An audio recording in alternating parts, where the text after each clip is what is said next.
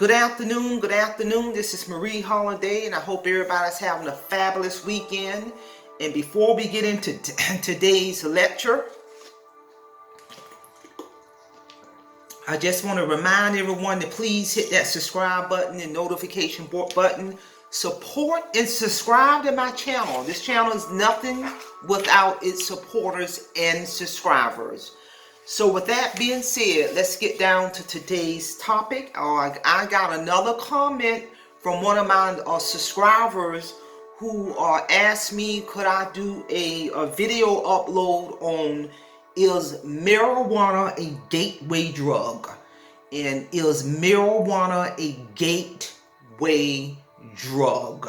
So I'm going to go ahead and honor that request. And I'm getting a lot of specific requests on with a lot of my subscribers sending me requests on to do uploads on topics they want to hear about or got an interest in. So is marijuana a gateway drug? You know, before I get into this topic, I want to remind the viewers and audience that I am a licensed clinical addiction specialist. So I'm going to present this topic based on research. I'm going to present this topic based on what I see in treatment as an addiction specialist. So pay attention. First of all, some research suggests that marijuana use is likely to precede the use of other licit and illicit drugs. And when I say illicit drugs, you got a lot of folks who abuse prescribed medication, prescribed narcotics. So some research suggests that marijuana use is likely to precede some of the other licit and illicit substances in the development of addiction to other substances. And I'm here to tell you, marijuana use is also linked to other substance use disorder, including nicotine addiction, cocaine addiction, opiate addiction, methamphetamine addiction, and the list goes on and on and on. Alcohol addiction. Early exposure to marijuana use in adolescence will decrease the reactivity of brain dopamine reward centers later in adulthood. You know, the body naturally produces dopamine. Dopamine is a feel-good chemical.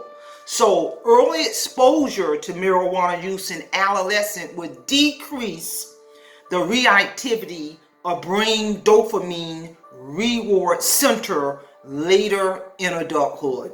And that's very significant as I continue on with this lecture. According to research, THC ability to prime the brain for enhanced response to other drugs. And when I say other drugs, I'm talking about the opiates, your heroin, your cocaine, your methamphetamine, your Xanax, all your benzos that I'm here to tell you. These findings are consistent with the idea of marijuana as a gateway drug. However, the majority of people who use marijuana do not go on to use other harder substances. This doesn't apply to everybody, you know, but some people do go on to start using harder substances later on in life.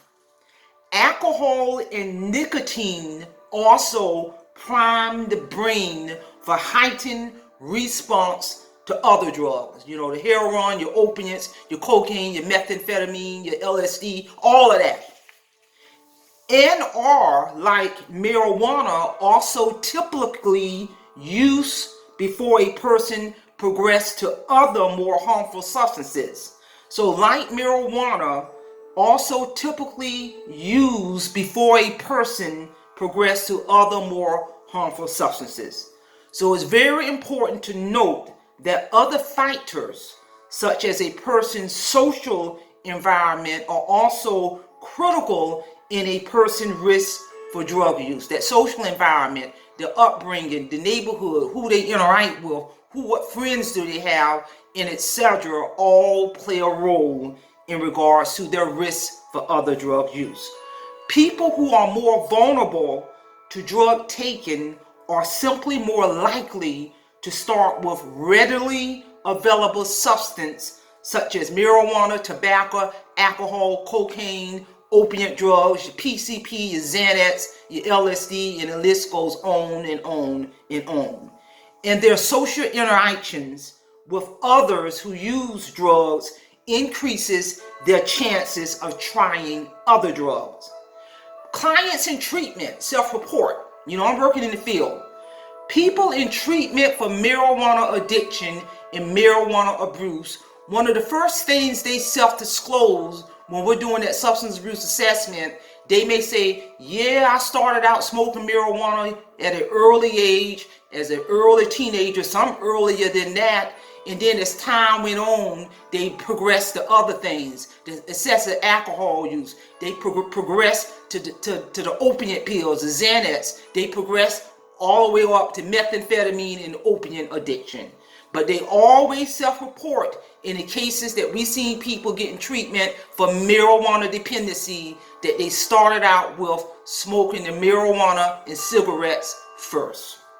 So, if all being said, if you have a problem with alcohol or any other drugs, whether it's marijuana or harder drugs, there are many programs out there, are outpatient treatment, detox, rehab, NA groups, 1-800 numbers that a person can call in relation to their addiction to not just marijuana, but other harder drugs too. So ladies and gentlemen, that's the completion of my presentation on is marijuana a gateway drug? And you may have some folks who is watching this YouTube video who is a marijuana smoker, who started out smoking marijuana and now have progressed to harder drugs and deeper into their addiction. But I'm here to tell you there's a lot of help out there. You just got to pick up the phone. Inside of you, the true severity of your addiction. So with that being said, that's all I have. Simplify, Simple Fidelis. Do not forget, support and subscribe to my channel. Hit that subscribe button. Continue to send me your comments if there are specific topics you want me to talk about.